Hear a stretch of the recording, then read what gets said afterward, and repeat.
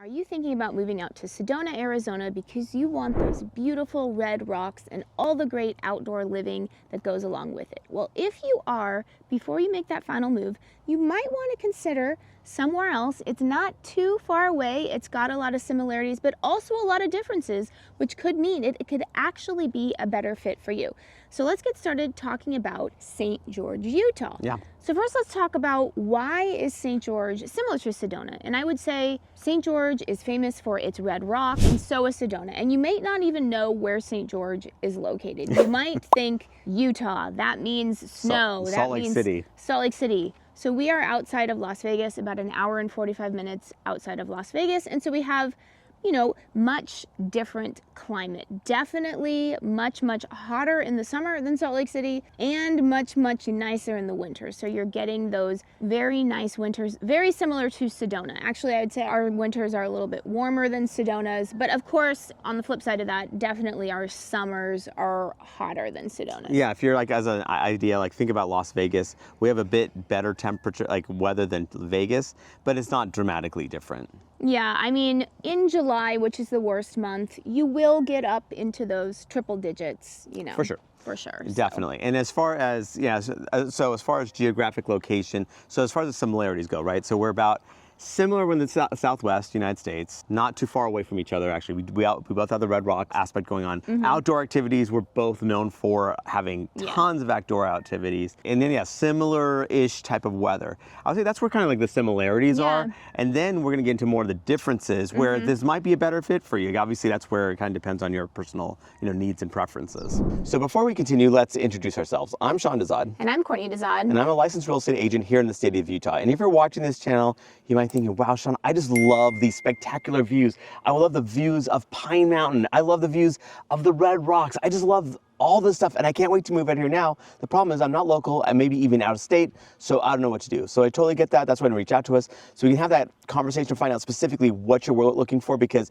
we work with a team that has over 40 years of experience here in St. George, Utah, so we can really be your boots on the ground to find that perfect home for you. So what you want to do is when you give us a call or shoot us a text.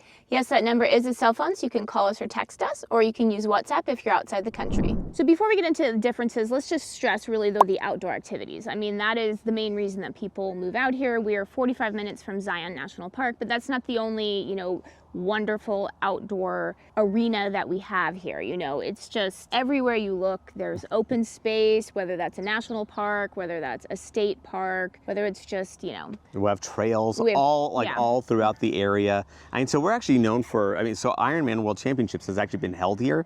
It's the first one actually was ever held outside of Hawaii itself. And so tons of cycling, running, hiking, climbing, so we have just so many options. And even for swimming, we do have actually a couple reservoirs here that are pretty popular spots.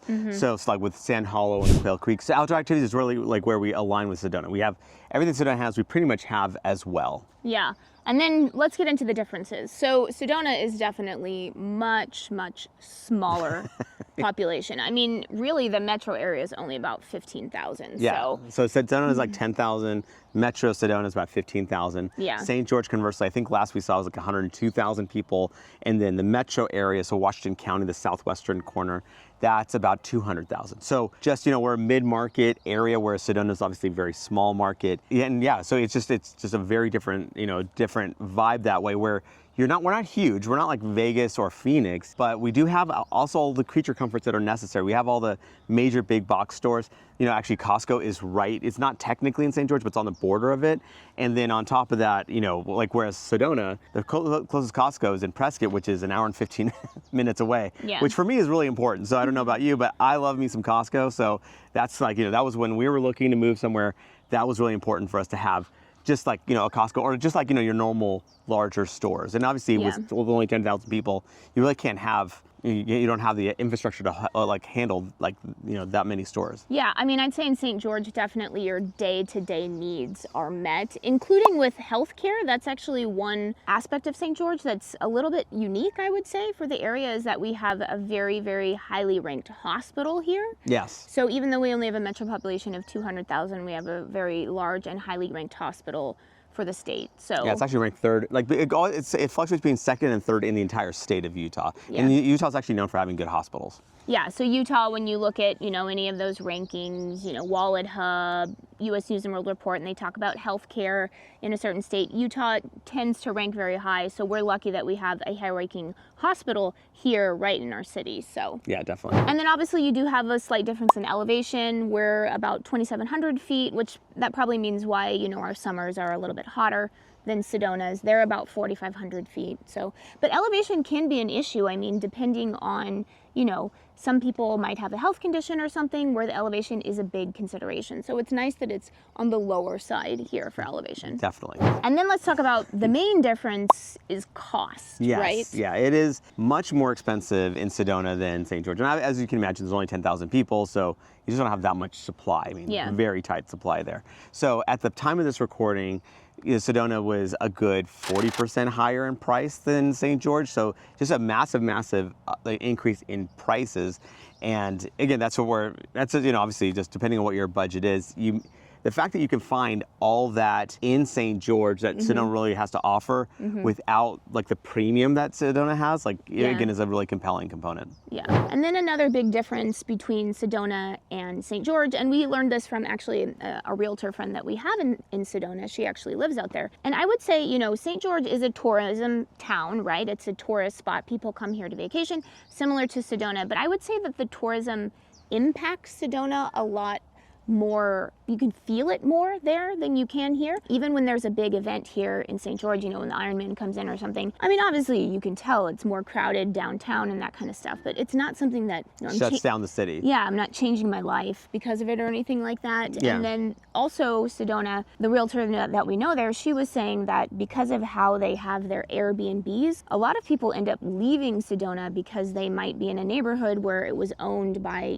people that actually lived there for a long time. And then now that neighborhood is mostly Airbnb. So, that's really not how it is here at all. Yeah, exactly. Actually, so Arizona is known for having very lax rules when it comes to vacation rentals, whereas Utah is actually much more strict about it. So you can own places that offer nightly rentals, but they're specifically zoned for that. So, and again, the idea is that obviously they don't want neighborhoods to be overrun by effectively like little motels. They want some sort of consistency. Again, that's why they have a section off in certain areas for vacation rentals. And then one way that I would say that St. George is similar to Sedona is that if you want a major metropolitan area, you're looking for that high-end shopping or all those restaurants and that kind of stuff, we're about an hour and 45 minutes away from Las Vegas. That's the really big major metropolitan area that we're closest to. And Sedona is a similar distance to Phoenix. Yeah, exactly. So if you need, so what's nice between both cities is that if you have that itch for, again, that really ultra fine dining experience, or really want to have all the options for shopping, both are relatively close to where you would need to be. You're not totally out on an island. Again, but how we alluded to earlier, the vast majority of what you need, at least in St. George, is right here. Yeah. Again, we have your Targets, your Walmarts, your Costco's, your Best Buys, your Home Depots, your Lowe's, all that, all the big box stores are pretty much here. Yeah. Where, again, that's where but if you want to buy a Louis Vuitton, okay, you're probably going to Vegas realistically. And then of course we've got to address the elephant in the room. It's one of the biggest questions that we tend to get because, you can check for yourself. This is public information.